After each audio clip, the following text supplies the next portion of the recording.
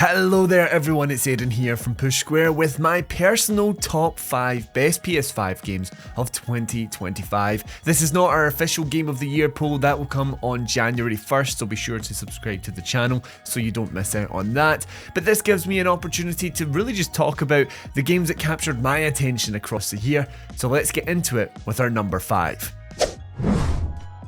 Number 5, you may have expected to be a little higher, is Clair Obscur Expedition 33. But truth be told, I was very surprised to have a game like this in my top 5. Clair Obscur is not typically the kind of game that I go for. I actually wasn't interested in the game when it was first announced. I thought it looked kind of cool, but I'm one of those guys, like as soon as I saw turn-based combat, I just was like, I don't know, I think I'll give it a miss. But one thing led to another where I was on the preview for the game when we got an opportunity to play it on PC, and that gave me a few hours with the game and I was blown away. It really captured my attention, especially from a narrative perspective and how strong and dark and emotional it was. And that was as somebody that had missed the context of the beginning of the game. I was just dropped a little bit into it, so I was very intrigued. So then when the game actually came out, I decided to give it a go, and I, to my surprise, actually saw it all the way through to the end. I just adored the characters. I really enjoyed the turn-based combat with its hybrid elements, with the QTEs and all of that. The world obviously was really a delight to explore as well. It had this really cool art direction. And for me though, the thing that kind of surprised me is, it always worries me and puts me off these sort of JRPG inspired games, is that tonal shift between really serious heavy moments and then just whimsical sort of stupid stuff, like Final Fantasy VII having this crazy moment where the plates fall in Midgar City and then there's a cat falling to its knees crying, and I'm like, what the fuck is going on, man? But I think Clair Obscur actually managed to balance those elements a lot better than some other JRPG games, where it was fitting to the world, it was humorous and sort of quirky, but never to the point where this just doesn't feel like, the scene I was watching 5 minutes ago. And I think a lot of people would be really surprised where the narrative goes. I was kind of like, the ending kind of won me over. I loved the ending that I got as well. So yeah, I just was really surprised with this game, and it was a pleasant surprise as well for me. Coming in at number 4, we have Split Fiction, which, truth be told, when I first played this game, I thought it would have been up there, like the top of the top. Yeah, over time there's just been some other games that have really captured my attention, but this to me genuinely is like a 10 out of 10. I had such a great time with Split Fiction, and I'm gonna let you in on a little secret here. That's as someone that's not super hot on It Takes Two. I was really enjoying that game. I do have a lot of love and admiration for it, for the whole co-op kind of niche that it goes for and switching the genres and all of that stuff. But when I finally sat down to properly play through the game, I'd played most of it with my wife, but we never got round to completing it. So when I got round to that latter half, the pacing wasn't there, and I got a little bored, to be honest. So I was keen to see how things had improved, how Hazelight had evolved things a little bit with Split Fiction, and I was glad to find that almost every issue that I had with It Takes Two was completely gone with Split Fiction. The actual story of Split Fiction, the premise, is a lot more entertaining, a lot more up my street, where these writers have fallen into a simulation. One of them's a fantasy writer, one of them's a sci-fi writer, so you are exploring the worlds that they have created, which is aesthetically quite interesting, but it is also an avenue for the narrative to really explore what was the inception of these worlds, why did they all of us, what led to the creation, what inspired this. I liked those aspects, but then first and foremost, really it was the way that they used the concept to really play around with gameplay style, art style, and all of these things. There are these side missions in the game where you go to a little short story of sorts that the writer has created, and quite a lot of the time, I'm someone that will play a little bit of side stuff, but not all of the side stuff. But when I played through this game with Steven from Push Square, it became an absolute necessity. There was no ifs or buts. The side stuff was as integral to the main stuff.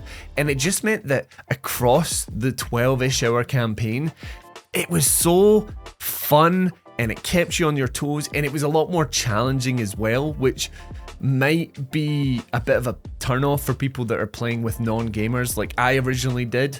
But for me as a gamer, it kept me a little bit more engaged. It was a lot more challenging in that way. And the ending of this game is just like, I had a proper big cheesy smile on my face. I couldn't believe how much fun I was having, and it felt like the perfect way to tie up the whole experience. So yeah, this is Hazelights' best game. I think it's a 10 out of 10. I think you need to check this one out. A little bit of a surprise, but also not in a way, is Elden Ring Nightreign. Now, this got a lower score on the site. I reviewed this as well. I gave it an 8 out of 10 at the time. But what I don't think I really expected was for me to just keep going back to the game after I'd done the initial playthrough for the review. I now have over 60 hours with this game, and when I was replaying it with my friends, I had even more fun than I did when I was playing it for review.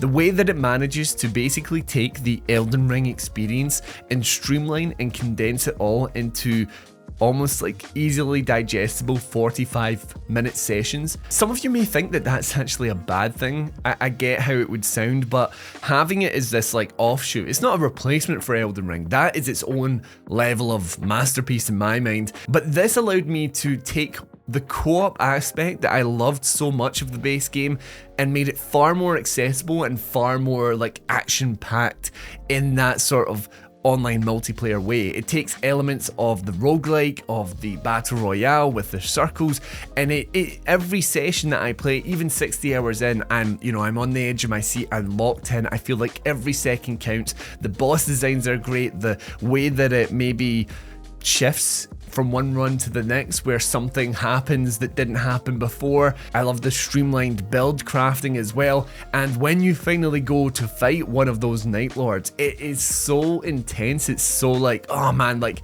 we've worked so hard to get here, please don't mess this up. I just had such a great time with Nightreign. I think FromSoft has done such a great job of transposing the Elden Ring experience into a multiplayer game without really losing the magic either. I think it's a great game. Coming in at number 2, we have Hell Is Us, which is an action-adventure game from Rogue Factor. The big thing with this game is it doesn't give you a map or waypoint markers, or, it doesn't handhold you in any way.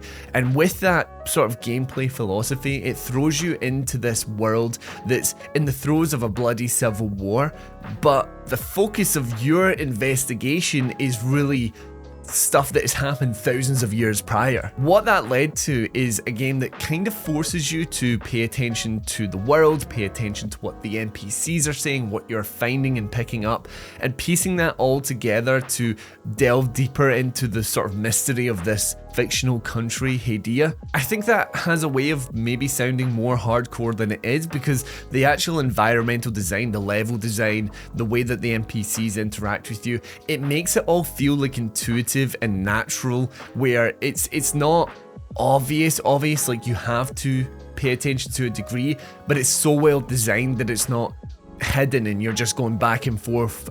At no point did I really have like a what the hell am I doing, where am I going, I don't understand this. And for me, that meant that as I got deeper into the game, I just was so locked in. And you have moments where maybe you discover the bones of a body that's been buried decades, centuries before, and that's like riveting. You find out what's happened to a character that you've been learning about through text, through NPCs, through the environment, and it has this very like hands-off approach to its storytelling, where like over the course of the 30-something hours that I played the game, I was entirely engaged with this narrative of historical events that happened thousands of years before, so none of the exciting stuff is happening when you're playing, but it's somehow still so riveting.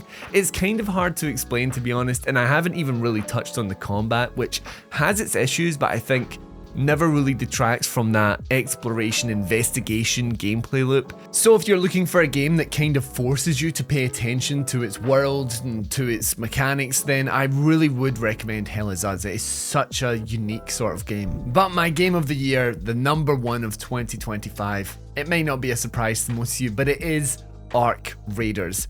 I knew I was going to love this game from the moment I first saw gameplay. I'm a huge fan of the finals, so that really did pique my interest to start, because I'm not a huge extraction shooter guy. I've maybe dabbled in a game here or there, but this was my first like big foray into that genre, and I understand that it's meant to be a bit more of a casual entry point from there, but it is one that for me, for a multiplayer game, stood above the rest because it was cinematic and immersive. A lot of multiplayer games are so focused on the mechanics and the enemy design and the UI elements in particular to really push this like intense kind of experience in your way. But I found that Arc Raiders sort of seamlessly implements so many mechanics and audio stuff that lets essentially the game side of it fade away, and it's all about your experience then. You know, you can listen to the game and understand that an enemy player is trying to extract nearby, or there's a big arc machine coming around, or even the footsteps of other enemies, you know they're near, and that's without having to actually see anything. And then when you're fighting the arc machines or another real player goes down, you don't need to be told that that's happening or about to happen. You can see it, you can tell that the arc machines are just a few bullets away from exploding. You don't need a health bar. It then also has this fantastic emergent gameplay where every match is kind of different, and I know that sounds like a bit of a cliche, but I have had matches where it's all about stealth, it's slow paced, it's incredibly tense. We don't fire a single bullet actually, we're trying to avoid combat at all costs. I've had rounds that are full on action as we fight arc machines, deal with other real players as we come across them as well, and it's just all go proper white knuckle stuff. And then I've had elements in between because of the game chat. I have never played a multiplayer game that has such an active game chat. There are so many games out there that really need players to use voice to collaborate with one another, but they never do. Whereas if you're not using a mic in Arc Raiders, in my experience, you're actually in the minority. And I love that about the game because it kind of, it forces you to have another layer of immersion there where you can, you can get aggro with someone, you can try and talk them down, there's a bit of a debate, and then obviously that dynamic of, do you trust them, do you backstab them? Those elements are just so cool, and it made for some of the most unforgettable multiplayer sessions that I have ever had. It just is such fun in that way, where every match is a new opportunity, not just for the progression and your grind, but also just from an experience factor. I think that just makes Arc Raiders such a special game, and for me it is the most fun I have had in 2025 on the PS5. But let me know about your own personal picks. What game got Game of the Year for you? What are the games that just really captured your attention, the ones that surprised you, the ones that, lived up to the hype? Let me know down in the comments below, and while you're there, remember to subscribe to the channel for more PlayStation video content just like this. Anyway, until next time, I've been Aaron, and this has been Push Square.